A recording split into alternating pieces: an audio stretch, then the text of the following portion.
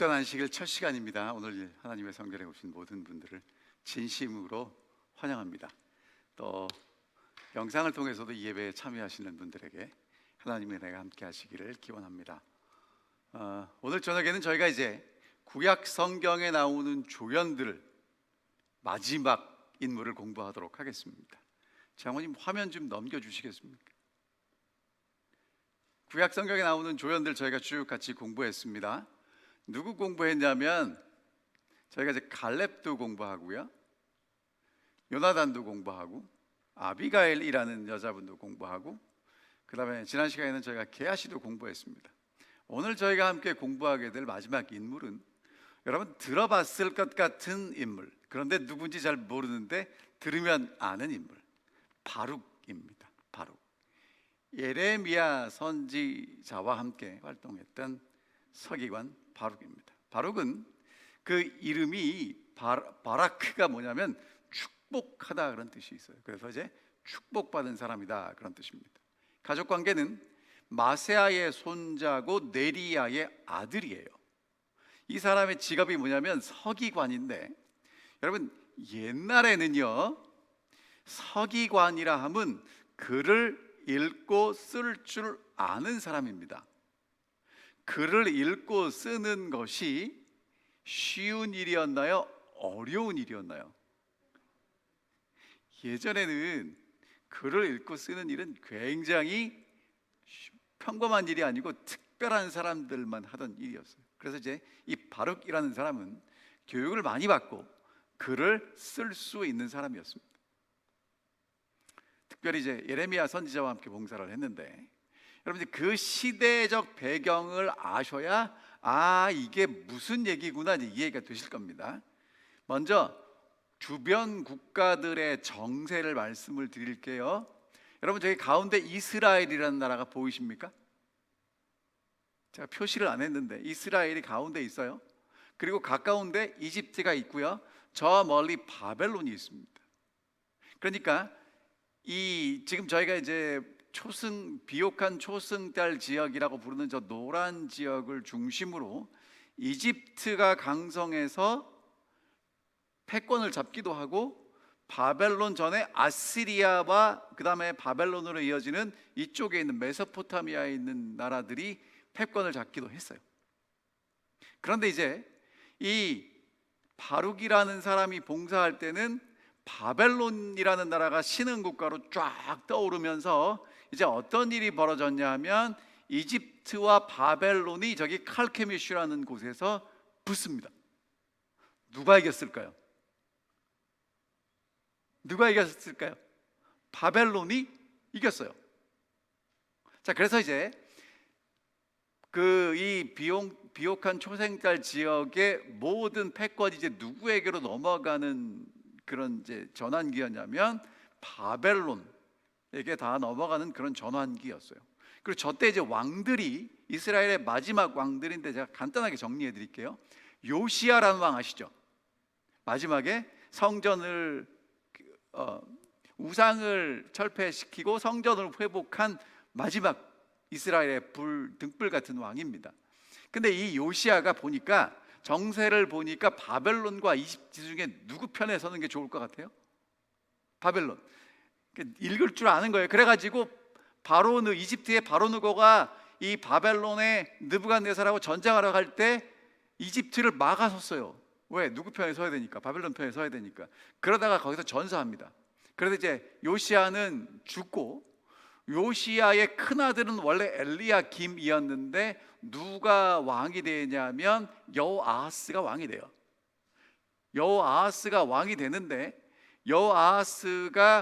그러니까 요시야가 죽은 다음에 백성들이 추대해서 왕이 됐는데 바로느가가 전쟁에서 돌아오면서 여호아하스를 애굽으로 데려가요. 그리고 누구를 왕을 시키냐면 그의 아들 엘리야김을 왕을 시켜요. 근데 엘리야김이 왕이 되었을 때 이제 누가 오냐면 바벨론이 와가지고 엘리야김의 이름을 뭐라고 고치냐면 여호야김으로 고쳤습니다. 그리고 이제 1차 바벨론 포로 침공 때 엘리야김은 바벨론의 포로로 잡혀가요. 그리고 이제 여호야긴, 엘리야김의 이제 동생이죠. 여호야긴이 왕이 되었다가 이제 2차 바벨론 포로로 잡혀가고 마지막에 이제 마떼아디아라는 그 사람이 왕이 되는데 그 나중에 시드기야로 이름을 고칩니다. 그리고 이제 마지막 3차 이제 포로로 잡혀가게 되는 겁니다. 그러니까 짧은 기간 동안에 왕들이 자꾸 바뀐다는 얘기는 뭐냐면 국가 나라가 정세가 불안하고 리더십이 제대로 서지 못했다는 얘기죠. 자, 그 당시에 사회적 경제적 특징은 귀족들은 사치스러운 생활을 했고 사치스러운 생활을 위해서 이 백성들에게 무자비하게 그 학대하고 착취하는 일이 있었어요. 그러니까 하나님 백성들이 하나님을 잘 믿을 때는 하나님을 잘 믿을 뿐만 아니라 모두가 평화롭게 잘 사는데 하나님을 믿지 않고 우상 숭배에 빠지게 되면 빈익빈 부익부가 굉장히 더 분명하게 드러나면서 균형이 잡히지 않고 가난한 사람들이 더 살기 힘들어지게 된다는 것이었습니다. 자, 그리고 이제 종교적 특징은요. 여러분 저게 이제 에스겔서 8장에 나오는 장면인데 저게 성전 앞에서 우상을 세워놓고 우상 숭배하는 모습입니다. 우상 숭배에 빠져 있는데 이 사람들이 어디도 와요? 성전에도 와요. 그러니까 예루살렘 멸망할 때 유대 백성들의 특징이 뭐냐면 하나님을 저버리진 않았어요. 하나님을 섬기는데 뭣도 섬겨요? 우상도 섬겨요. 그러면서 이 제사장들은 돈 되는데 축복을 해요. 율법을 선지자들은 좋은 예언만 해요. 그러니까 이게 이 종교도 제 기능을 하지 못하는 시대였다는 것입니다. 그래서 에레미야가 많은 예언을 했는데 그 예언 중에 대표적인 걸 하나 말씀을 드리면 이 그림에 보이시는 것처럼 사람들이 보는 앞에서 토기장이의 그릇을 다 깨뜨려요. 그러면서 뭐라고 말하냐면 이 토기장이의 그릇을 한번 깨뜨리면 다시 완전하게 할 수 없는 것처럼 하나님께서 이 백성, 이 성읍을 무너뜨리실 거라는 거예요. 그래서 어떻게 될 것인가? 도벳에 매장할 자리가 없을 만큼 사람들이 많이 죽게 될 것이라는 것입니다. 여러분 이 선지자들이 무슨 얘기하는지를 잘 들으셔야 돼요. 이게 무슨 얘기냐면 하나님이 멸망시킬 거야, 심판하실 거야 라는 얘기를 하는 게 아니라 정말 하고 싶은 얘기는 뭐냐면 포로로 잡혀가기 전에 하나님이 하시는 말씀을 듣고 뉘우쳐서 악한 길에서 돌이키면 하나님이 뭐 하실 거라는 거예요? 용서하실 거라는 거예요. 포로 잡혀가지 않게 하실 거라는 게 하나님 마음이에요. 근데 이 사람들이 안 들어요. 그게 문제죠. 자, 그러면서 이제 예레미야 7장에 여러분 아주 이 말씀을 이미 들으셨겠지만 다시 한번 잘 들으셔야 돼요. 성전에 와서 예배드리는 사람들을 향해서 뭐라고 얘기를 하냐면 이렇게 얘기를 합니다. 예레미야가 하는 얘기예요. 여호와의 말씀을 들어라. 만군의 여호와 이스라엘 하나님께서 이같이 말씀하시되 너희 길과 행위를 바르게 하라. 그리하면 너희가 너희로 이곳에서 살게 하리라. 뭐라고 하나님 말씀하시냐면 너희가 걸어가는 길과 행동하는 것을 올바로 고치면 이곳에서 계속 살게 해줄 거야. 그런데 너희는 이곳이 여호와의 성전이다, 여호와의 성전이다, 여호와의 성전이라고 하는 거짓말을 믿지 말라는 거예요. 여러분 지금 에레미야 선지자가 엉뚱한 곳에서 이런 얘기를 하는 게 아니라 성전 앞에 서서 하는 얘기예요. 성전을 들어오고 나가는 유다 사람들에게 뭐라고 말씀하시냐면 하나님이 말씀하셨습니다. 여러분이 마음을 바꾸고 가는 길을 바꾸어서 하나님과 동행하면 이곳에서 살게 될 것이고 그렇지 않으면 포로로 잡혀가게 될 거라는 거예요. 괜히 여기가 하나님의 성전이야, 하나님의 성전이야, 하나님의 성전이니까 하나님이 보호하시고 지키실 거야 라고 이야기하는 거짓말 믿지 말라는 거예요. 여러분 이거 굉장한 얘기입니다. 이게 평범한 얘기가 아니에요. 여러분, 저기 안에 보이시는 것처럼 저 안에는요 번제단이 있었고요, 큰 물두멍이 있었고요, 그 안에 떡상과 촛대도 있고 분향단도 있고 하나님의 영광이 함께 하시는 쉐키나, 하나님의 영광이 정말 저기에 함께 하셨던 때예요. 솔로몬이 하나님께 성전을 봉헌할 때 하늘에서 불이 내려온 그 불이 아직도 타고 있는 그 성전입니다. 그런데 뭐라고 얘기를 해요? 하나님의 성전이라고 너희가 주장하는데 너희 마음속에 하나님 계시지 않으면 거짓말이라는 거예요. 자, 그러면서 이렇게 갑니다. 보라, 너희가 무익한 거짓말을 의존하는도다. 도둑질하고 살인하고 간음하고 거짓 맹세하고 바알에게 분향하면서 다른 신 숭배하면서 내 이름으로 일컫는 이 집에 들어와서 내 앞에서 말하기를 우리가 구원 얻었습니다. 그거 다 거짓말이라는 겁니다. 성전에만 온다고 되는 게 아니라 하나님의 성전에 합당한 삶을 살지 않으면 성전이고 번제단이고 다 의미 없다는 거예요. 여러분, 오늘 하나님께서 세우시는 성전은 예수 그리스도라는 그 기초석 위에 우리가 성전으로 세워진 공동체가 하나님이 정말 기뻐하시는 성전이라는 것입니다. 정말 예수 그리스도 위에서 우리 한 사람 한 사람이 그 위에 하나씩 하나씩 세워지는, 그래서 하나님의 성령이 우리 속에 거하시는 성전이 되시기를 간절히 바랍니다. 자, 이때 예레미야의 서기관으로 이제 누가 부르심을 받았냐면 바룩이라는 사람이 부르심을 받았어요. 36장에 보면, 예레미야 36장에 보면 예레미야가 네리야의 아들 바룩을 불렀어요. 그래서 바룩이 예레미야가 불러주는 대로 여호와께서 하시는 말씀을 다 어디에 기록했냐면 두루마리 책에 기록했습니다. 자, 근데 여기서 여러분 잠깐 한 가지 팁을 드릴게요. 무슨 얘기를 말씀드려야 되냐면 예레미야 선지서는 장별로 기록되어 있는데 그 장별로 기록된 게 시대순이 아니에요. 이게 앞뒤로 왔다 갔다 합니다. 그러니까 에레미야 선지자가 그 책을 이제 에레미야 선지라는 책이 이렇게 모아질 때 시간 순서대로 배열된 게 아니라 어떤 다른 순서로 배열을 했기 때문에 장별로 시간이 가지 않습니다. 자, 그러면 이제 바룩이라는 사람을 조금 더 살펴보면 서기관이라는 얘기는 집안이 좋은 집안이고 그 다음에 전문적인 교육을 받았고 전문적인 교육을 받았기 때문에 이제 나중에 보면 이 바룩이라는 사람은 누구하고 이렇게 서스럼없이 만나냐 하면 왕과 함께 있는 그 참모들, 관리들과 만나는데 서스럼이 없고 그 사람들하고 이렇게 일을 해요. 그러니까 바룩이 그만큼 준비되었던 사람이고요. 그 다음에 이제 에레미야와 함께 일을 했는데 오늘날로 말하면 에레미야가 구술하면 바룩은 받아 적는 세크리터리의 역할을 했죠.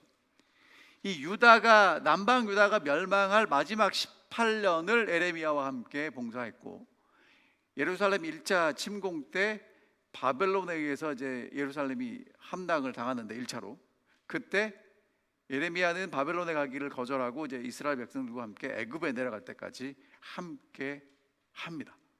자, 그러니까 바룩은 예레미야 36장에 등장하는데 그때는 여호야김 왕 4년입니다. 예레미야 선지자가 23년 봉사하고 지난 그 시점에 이제 바룩이 등장하게 되는 것입니다. 예레미야가 이제 얘기를 해요. 두루마리 책 가져와라. 그리고는 요시야 때부터, 예레미야 선지자는 요시야 때부터 선지자로 봉사를 했기 때문에 요시야 때부터 오늘 예레미야가 봉사할 그때까지 23년 동안의 모든 내용을 함축적으로 기록합니다. 그래서 예레미야는 네리의 아들 바룩을 불러서 바룩으로 하여금 예레미야가 구술하는 것에 따라서 하나님의 말씀을 다 기록했어요. 자, 그러면 여러분, 왜 갑자기 바룩이라는 사람이 튀어나왔을까요? 예레미야가 하면 되잖아요. 이제까지 계속 했잖아요. 이유가 뭐냐 하면 예레미야가 갇혀서 하나님의 성전에 들어갈 수 없는 상황이 됐어요. 그럼 이제 예레미야는 왜 갇혔을까? 예레미야가 전한 기별들은요, 하나님이 축복하신다는 기별이 아니라 하나님이 심판하신다는 기별이에요.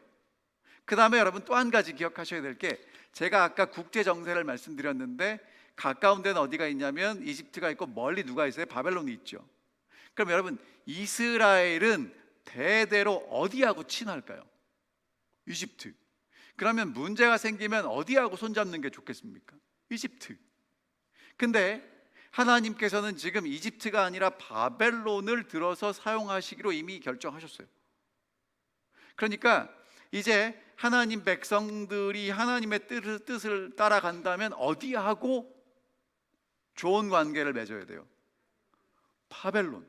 근데 이 남방 유다의 귀족들이나 관리들이 생각할 때 우리한테 유익되는 건 어디하고 손잡는 거예요? 이집트.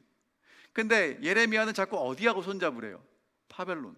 그러니까 이 예레미야가 전하는 기별을 좋아할까요? 좋아하지 않을까요? 납득이 안 되는 거야. 아니, 이제까지 우리가 이집트랑 이렇게 친하게 관계를 맺고 살아왔는데 어떻게 이집트를 등지고 바벨론 편을 들려고 하냐 이거예요. 그리고 하나님이 예루살렘을 구원하신다고 예언을 해도 부족할 판에 하나님이 이 성전 예루살렘 다 뭐 하신다는 거예요? 버리신다는 거예요. 망한다는 거예요. 여러분, 만약에 목사가 안식일마다 서서 여러분들에게 여러분 그렇게 하면 벌 받습니다라고 설교하면 여러분 교회 올 만나 아시겠어요? 근데 예레미야는요, 전하는 기별이 모두 하나님이 심판하신다는 거예요. 그렇게 가다간 망한다는 거예요. 그러니까 관리들의 분노를 샀기 때문에 성전에 못 들어갔어요. 그래서 이제 바룩을 시켜서 기별을 두 마리에 적게 하고 바룩에 가서 성전에 서서 여호와의 말씀을, 예레미야를 통해서 주신 그 여호와의 말씀을 쫙 낭독했습니다. 그게 이제 36장 8절이고요. 그 다음에 이제 놀라운 기회가 찾아와요. 어떤 기회가 찾아오냐면 9절에 보면 유다의 요시 왕의 아들 여호야김 제5년 9월에 예루살렘 모든 백성과 유다 성읍들에서 예루살렘에 이른 모든 백성이 여호와 앞에서 금식을 선포합니다. 여러분, 금식은 왜 선포하냐면 국가의 비상 상태가 왔을 때 백성들이 하나님께 마음을 다하여 나아가기 위해서 먹는 것도 뒤로 하고 했던 게 금식기도. 그러니까 이제 성전에서 사람들이 다 모여서 지금 뭘 해요? 금식을 선포하고 기도하고 있는 그때 바룩이 담대하게 여호와의 집에서, 그리고 금마라의 식당에서 책에 있는 예레미야의 말을 모든 백성이 다 들을 수 있게 크게 낭독합니다. 자, 그랬더니 금마랴의 아들 마가야라는, 여러분 이 사람들도 이 굉장히 높은 관리예요. 바룩이 한 일, 그 일을 자기 아버지와 방백들에게 알립니다. 다시 말하면 국가의 중요한 지도자들에게 알렸어요. 그리고 바룩에게 다시 그것을 소리내어 읽어달라고 요청합니다. 그래서 바룩이 그것을 읽었어요. 이제 바룩이 그것을 읽는 것을 듣고 그 사람들이 서로 바라봅니다. 왜요? 지금 이제 이 말씀을 잘 들으면 이 나라가 멸망하지 않고 살 수도 있고, 이 말씀을 잘 안 듣고 하나님을 끝끝내 거절하고 저버리면 어떻게 돼요? 망하게 되는 말씀이에요.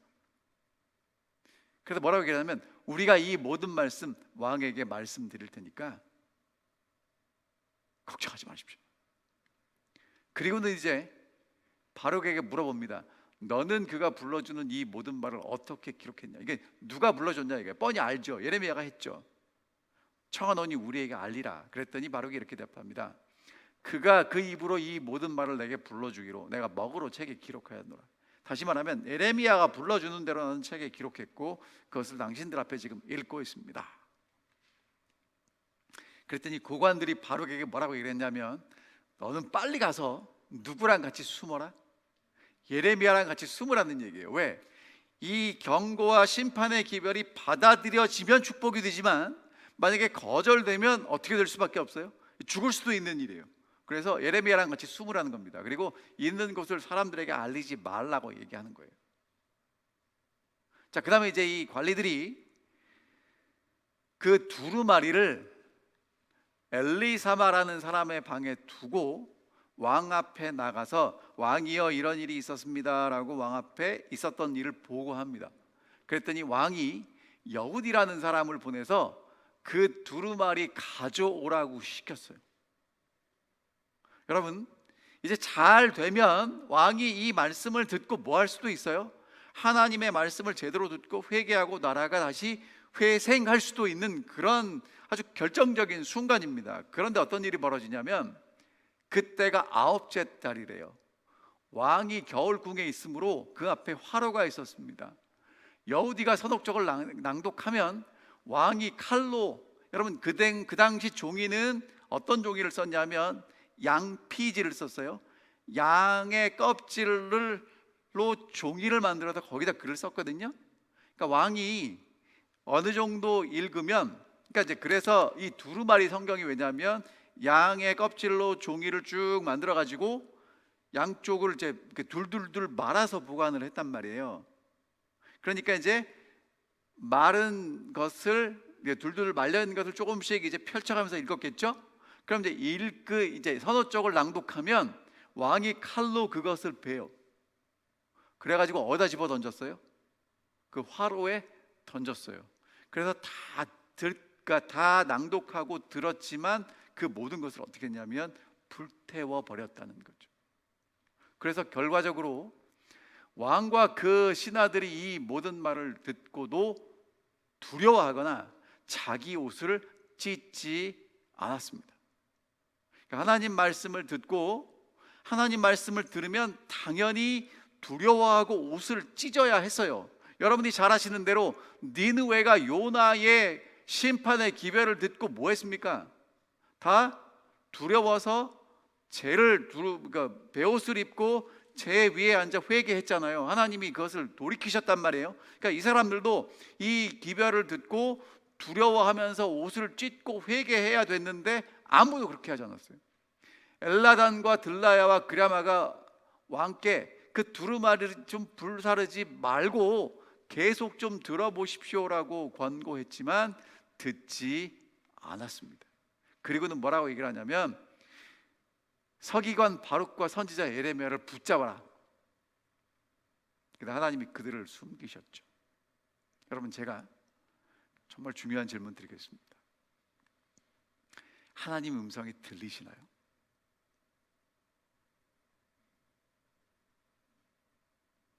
하나님 음성이 들리시나요? 들립니다. 여러분, 지금 제 설교가 들리세요? 들리죠? 이 엘리야김 왕도 그 두루마리에 있는 내용이 들렸을까요? 안 들렸을까요? 들렸겠죠? 그럼 이제 그 다음 질문 드립니다. 하나님의 마음이 느껴지시나요? 들리는 데까지만 가면 안 돼요. 하나님이 왜 이 말씀을 하시는지 그게 좀 이렇게 느껴져야 돼요.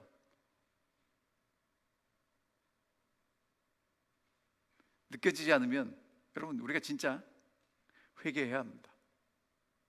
진짜 기도하셔야 돼요. 왜냐하면 우리 아까 집사님 기도하신 것처럼 여러분이 다 아시는 대로 진짜 마지막이 다 됐어요.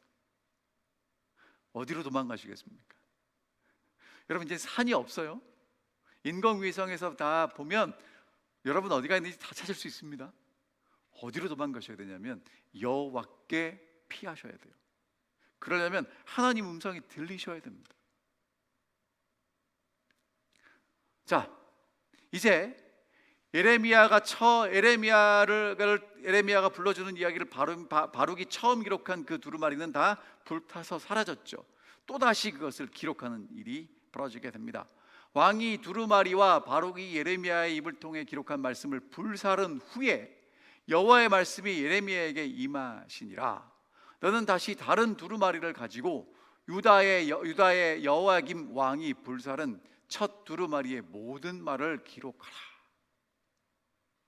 첫 번째 건 불살라졌지만 다시 기록하라는 거예요. 근데 그 내용 중에 어떤 내용이 있냐면요, 여호야김이 이렇게 생각한 거죠. 바벨론 왕이 반드시 와서 이 땅을 멸하고 사람과 짐승을 이 땅에서 없어지게 할 것이다 라고 하나님이 말씀하신 그 얘기가 듣기 싫어서 어떻게 생각했냐면 두루마리가 없어지면 그게 없어질 거라고 생각했죠. 여러분, 두루마리는 없앨 수 있지만 그 말씀하시는 하나님은 사라지지 않고 하나님이 하시는 말씀은 반드시 이루어진다는 것입니다. 역사를 통해서 우리가 봤잖아요. 근데 결론은 듣지 아니하였느니라요. 자, 예레미야가 다른 두루마리를 가져다가 네리의 아들 서기관 바룩에게 주었고요, 여호야김 왕이 불사른 책의 모든 말과 그 외에 그 같은 다른 말을 더해서 첫 번째 기록된 것보다 더 보충된 내용으로 두루마리를 완성했습니다. 여러분, 바룩이 한 일은요, 선지자 예레미야의 입에서 나오는 모든 말씀을 있는 그대로 기록하는 일이었습니다. 그러니까 말씀은 누가 받았어요? 예레미야가 받았지만 그것을 기록해서 오늘 우리에게까지 전달한 사람은 누구예요? 바룩이라는 사람입니다. 근데 여러분, 이게 아무 생각 없이 로봇처럼 기록하면 모르지만, 여러분, 그 그러니까 예레미야가 불러주는 내용이 무슨 내용인지를 들으면 그 기별이 정말 무겁잖아요. 그 기별이 무섭잖아요. 여러분, 예레미야에게 뭐가 보이냐면 이게 보이는 거예요. 이 백성이 이렇게 가다가 예루살렘 망하고 다 바벨론의 포로로 잡혀가는 겁니다. 여러분, 전쟁이요, 저같이 전쟁을 겪어보지 않은 사람이 이런 얘기를 하면 저희 교회 어르신들 중에는 정말 이 6.25 전쟁을 겪으신 어른들이 계셔서 아실 거예요. 여러분, 전쟁 무섭습니까? 무섭습니까? 무섭죠. 지금 이 지구 한쪽 편에서 전쟁이 일어나는 걸 지금 저희는 생중계하는 것처럼 보잖아요. 정말 무섭습니다. 옛날에도 전쟁은 무서웠어요. 여러분, 예루살렘이 멸망하는 게 이렇게 가다가 멸망할 게 눈에 보이면 예레미야의 마음이 어땠을까요? 예레미야가 너무너무 답답해서 울지 않고는 견딜 수 없는, 여러분, 정말 그 기별의 무게와 아픔과 고통 때문에 예레미야가 경험하던 것을 이제 누가 고스란히 다 경험하게 되는 겁니까? 바룩이 경험하게 되는 것입니다. 자, 그래서 하나님께서 이제 바룩에게 특별한 기별을 주셨어요. 그게 예레미야 45장에 나오는 말씀입니다. 자, 여호야김 4년에 요시야 아들 여호야김 넷째 해에 네리야의 아들 바룩이 예레미야가 불러주는 대로 이 모든 말을 책에 기록했습니다. 그때에 선지자 예레미야가 바룩에게 특별히 말합니다. 뭐라고 얘기하느냐? 바룩아, 이스라엘 하나님 여호와께서 내게 이같이 말씀하셨느니라. 여러분, 하나님이 바룩에게 개인적으로 하시는 말씀이에요. 뭐라고 말씀하시느냐? 내가 일찍이 말하기를 화로다. 여호와께서 나의 고통에 슬픔을 더하셨으니 나는 나의 탄식으로 피곤하여 평안을 찾지 못하도다 라고 말했다는 거예요. 그러니까 바룩이 하나님 앞에서 뭐라고 얘기했냐면, 하나님께서 나에게 고통과 슬픔을 더하셨고요, 그래서 내가 탄식하면서 너무너무 피곤해서 평안이 없습니다. 너무너무 힘들어 죽겠습니다 라고 얘기를 했다는 거예요. 왜 그럴까요? 여러분 보세요. 예레미야가 지난 23년 동안 주신 그 기별이 한 번에 요약된 그것을 지금 누가 기록하는 거예요? 바룩이 기록하고 있습니다. 근데 그 기별과 내가 지금 살아가고 있는 이 시대를 보니까 이 백성이 하나님을 버리고 우상 숭배를 했다는 것이 분명하죠. 이렇게 가다가는 예루살렘은 멸망하고 바벨론의 포로로 갈 게 보이죠. 그걸 한 번만 기록한 게 아니라 첫 번째 두루마리 기록하고 두 번째 두루마리 기록하면서, 여러분, 바룩이 아무런 생각 없이 불러주는 대로 썼을까요? 그렇지 않을 겁니다. 그럼 여러분, 제가 여쭤볼게요. 지금 우크라이나에서 일어나는 그 전쟁을 보시면서 여러분, 그냥 그 전쟁을 볼 때마다 전쟁이 일어나는 것보다 그렇게 느끼십니까? 가슴 아프지 않으세요? 그러니까 여러분, 바룩도 똑같았다는 거예요. 자, 그래서 하나님이 뭐라고 말씀하시냐면 세운 것 헐고 심은 것 뽑을 것이다 라고 말씀하십니다. 여러분, 이 얘기가 쉬워요, 어려워요?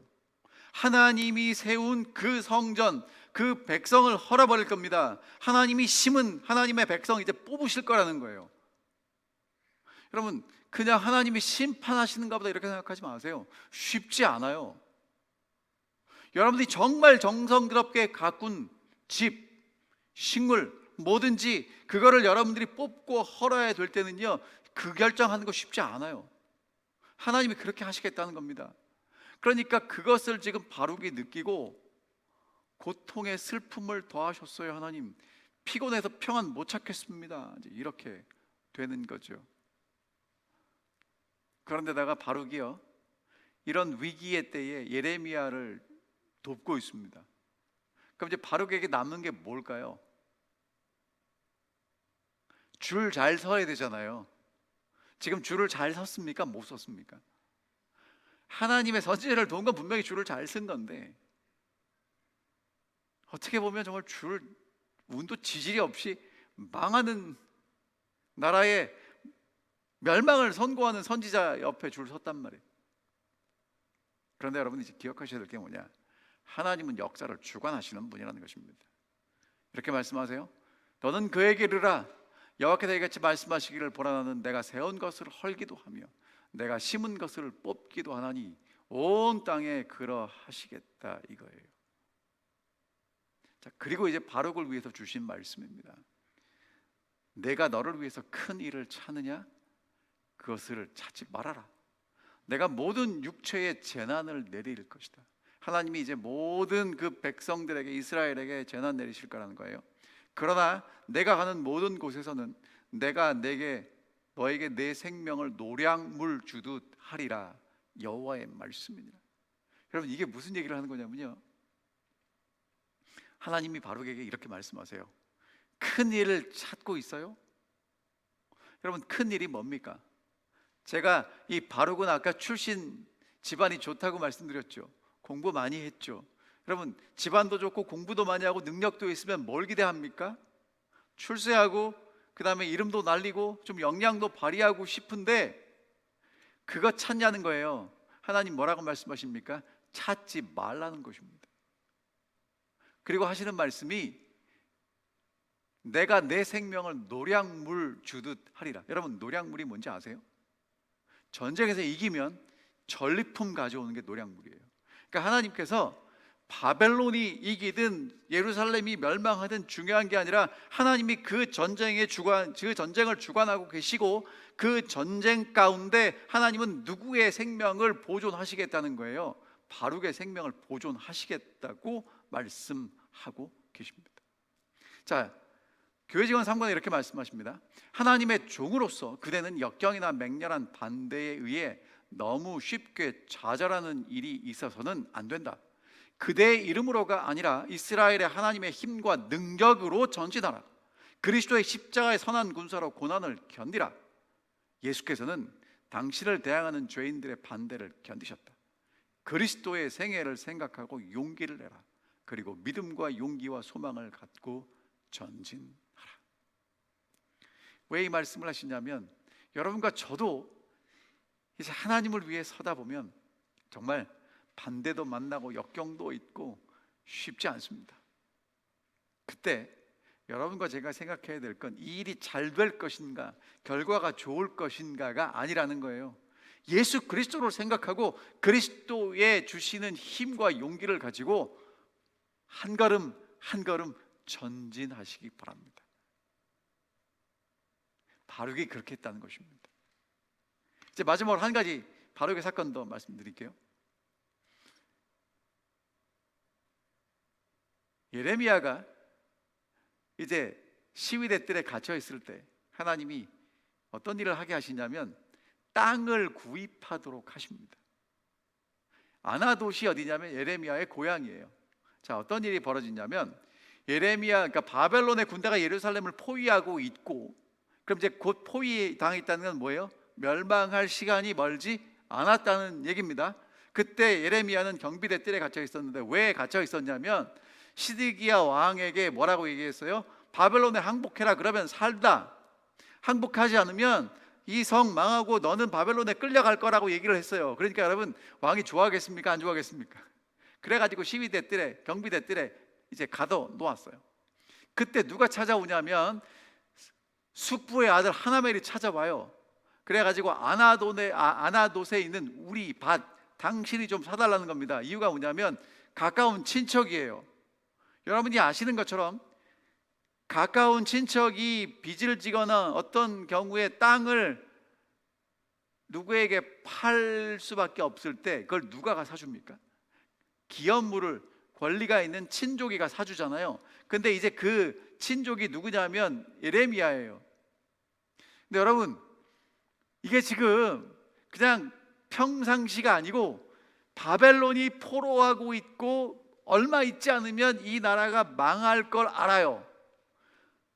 그 땅 사시겠습니까? 안 사시겠습니까? 예? 무슨 얘기하냐면요, 조금 있으면 이 주식이 바닥 쳐서 그 주식이 종이 그러니까 아무런 가치가 없을 걸 아는데 여러분 거기다가 투자하시겠어요? 안 하시겠어요? 한다 그러면 바보죠. 그럼 여러분, 이 나라가 망할 건데 그 나라에 땅 사셔요? 안 사세요? 은 70세겔이나 줬는데 왜 삽니까? 하나님이 이 땅 회복시키신다는 믿음이 있어야만 사는 거예요. 자, 그래가지고 이제 증서에 기록하고 봉인하고 증인들을 세우면서 돈을 저울에 달아줍니다. 근데 이제 증서가 두 개가 있어요. 봉인한 증서가 있고 봉인하지 않은 증서가 있는데 그 증서를 누구에게 줬냐면 바룩에게 줘요. 그러니까 바룩이 그 자리에 함께 있었다는 거예요. 그리고 이제 그 매매 봉인한 증서는 이제 옹기 그릇에 넣고 다른 증서는 이제 함께 보관하는 것입니다. 근데 이것에 대해서 서방샘족의 인장 충람이라는 그 책에 보면 정말 그 당시 관행이 증서를 두 개를 만들어 가지고 하나는 봉인, 그러니까 돌돌 말아서 봉인해 가지고 저렇게 이 토기에 담아서 보관을 했고 하나는 그냥 펼쳐서 보관을 했대요. 정말 그 당시에 다른 사람들의 통용되던 대로 그렇게 일을 했죠. 근데 하나님은 왜 매매 증서를 보관하라고 하셨을까? 예루살렘이 하나님의 심판으로 멸망하고 사람들이 바벨론의 포로로 잡혀갈 게 분명해요. 하지만 하나님의 때가 되면 다시 돌아올 거라는 거죠. 집과 밭과 포도원이 다시 회복될 거라는 것입니다. 근데 그 하나님의 언약을 집행하고 증인으로 서 있던 사람이 누구예요? 바룩이에요. 바룩.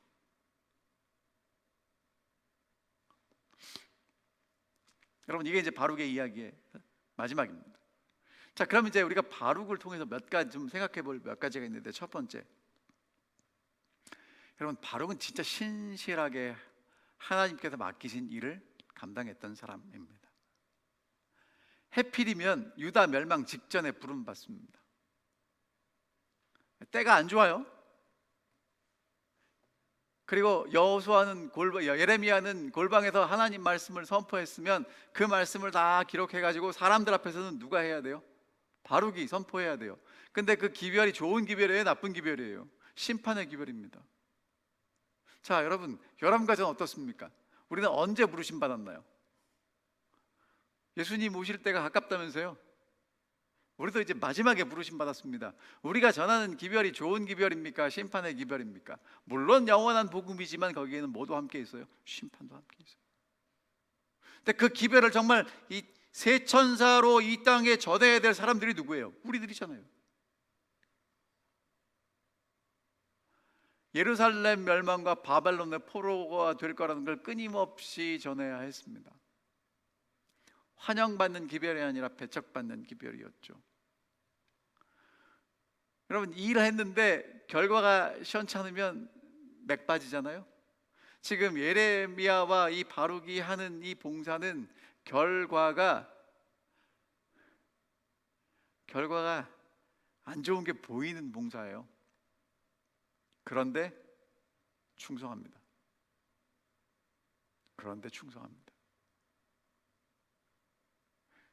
하나님께서 성경에 나오는 사람들, 모세는 홍해를 가르고 다윗은 골리앗을 무찌르고 다 그런 사람들만 부르셔서 쓴 것 같은데 그렇지 않은 사람도 있다는 겁니다.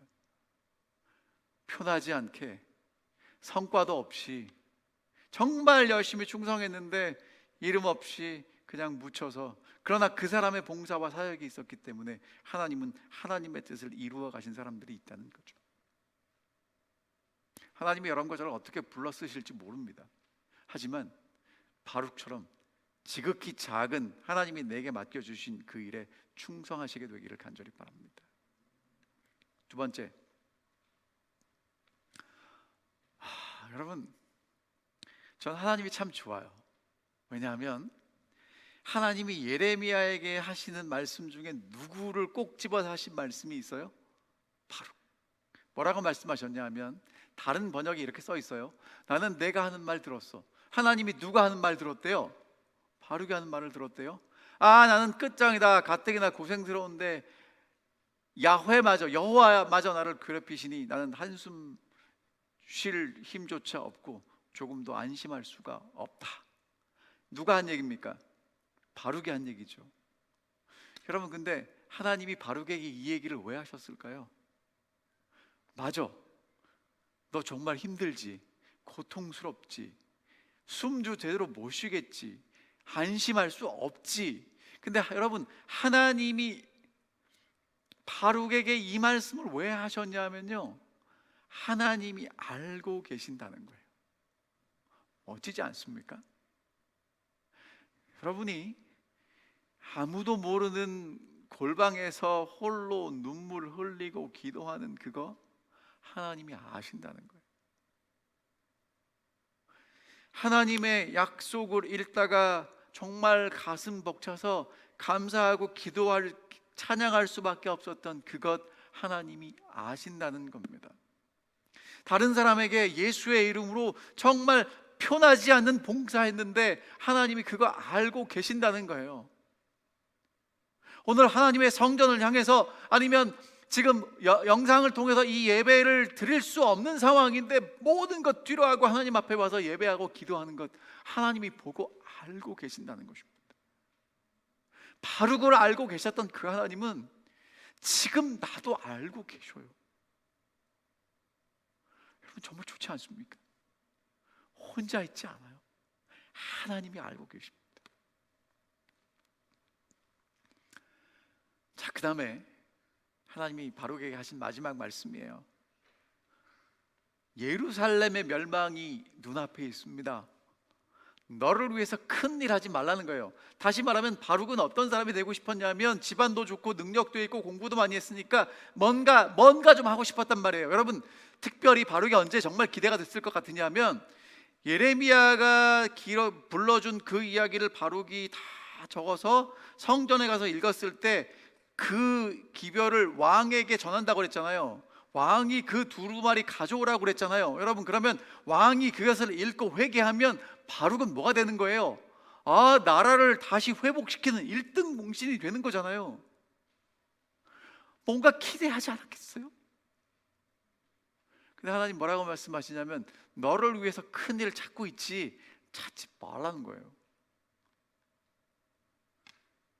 이유가 뭡니까? 나라가 망합니다. 여러분, 나라가 망하는데, 예루살렘이 멸망할 때 뭐가 하나님의 축복입니까? 땅 많이 갖는 거예요? 지위가 높아지는 겁니까? 돈 많이 갖는 겁니까? 여러분, 망하는 나라에서는요 그게 아무 의미가 없어요. 나라가 망하는데 땅이 많으면 뭐 하겠습니까? 돈이 많으면 뭐 하겠습니까? 권세가 있으면 뭐 하겠어요? 나라가 망하는데. 여러분, 정말 하나님의 축복이 뭐냐면 하나님이 그의 생명을 지키시고 보존하시는 것입니다. 여러분, 정말 여러분과 제가 이 마지막 시대를 정말 살아가고 있다면, 여러분이 성경을 믿음으로 하나님이 세상을 물로 멸망하신 것처럼 이제 불로 멸망하실 것을 믿으신다면, 하나님께서 여러분과 저에게 주실 수 있는 최고의 축복은 뭐라고요? 땅 많이 가지고, 주식 사가지고 주식 오르고, 집값 오르고, 예? 뭐 여러분이 이 땅에서 얻을 수 있는 그런 걸 많이 가지고 계시는 게 아니라 하나님이 친히 우리의 생명을 보호하시고 지키시는 것이라는 것입니다. 다시 말씀드리면, 여러분과 제가 지금 진짜 하나님의 축복을 크게 누릴 수 있는 건 뭐냐면 예수 잘 믿는 겁니다. 정말 예수 잘 믿는 겁니다. 왜냐하면 예수님이 이 땅에 오실 때 믿음 찾으신다고 그랬어요. 진짜 하나님 믿는 사람들 찾으시기 때문에 예수 잘 믿게 되시기를 간절히 바랍니다. 자, 직원복음 1권에 있는 말씀 읽어드립니다. 사람들은 지상에 인간들이 수여하는 명예의 표에 불과한 면류관, 즉 잠시 후면 사라질 썩을 면류관을 얻기 위하여 자아무정과 훈련에 자신을 복종시킨다. 그러나 우리는 그 경주 끝에 불멸과 영생의 면류관을 얻게 될 다른 박질에 참가하여야 한다. 그렇다. 그 다른 박질이 끝날 때에 우리에게 지극히 크고 영원한 영광에 중한 것이 상급으로 주어질 것이다. 여러분, 썩지 않는 면류관, 하나님께서 우리에게 주시는 그 생명의 면류관 주실 때까지 믿음으로 이 다름질을 끝까지 계속하시게 되기를 간절히 바랍니다. 하나님께서 정말 바룩에게 약속하신 그 약속을 여러분과 제게 주실 것입니다.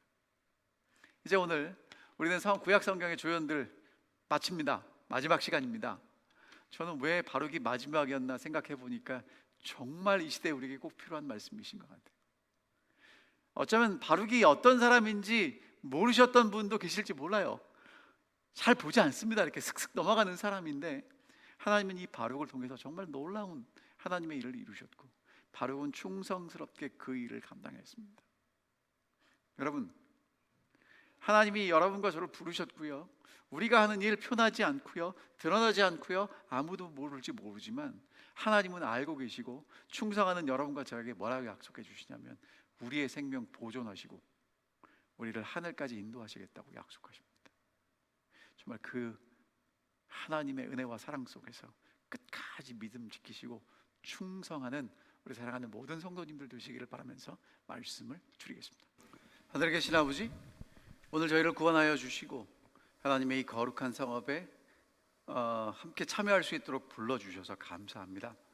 성경에 보면 주연도 있고 조연도 있는데, 저희들은 하나님께서 무엇을 맡기시든지 그 맡기신 일에 주신 능력으로 충성하게 도와주시옵시고, 하나님께서 우리에게 주시는 그 풍성한 은혜와 사랑을 따라 충성하다가 주님 오실 때 주님의 그 큰 기쁨의 자리에 함께 참여할 수 있는 우리 모두가 될 수 있도록 인도해 주시옵소서. 특별히 정말 자기의 재능을 가지고 하나님 말씀을 기록하고 선포했던 바룩, 그의 작은 몽사를 통해서 하나님 크게 하나님의 일을 하셨던 것처럼 오늘 저희가 할 수 있는 일이 큰 일은 아닐지라도 기도하게 도와주시고 사랑하게 도와주시고 용서하게 하셔서 저희의 섬김과 봉사를 통해서 하나님의 교회가 건강하게 설 수 있게 도와주시고 하나님의 사랑의 복음이 이웃에게 흘러 넘쳐갈 수 있도록 인도하여 주시옵기를 사랑받으신 예수 그리스도의 이름으로 간절히 기도하옵나이다.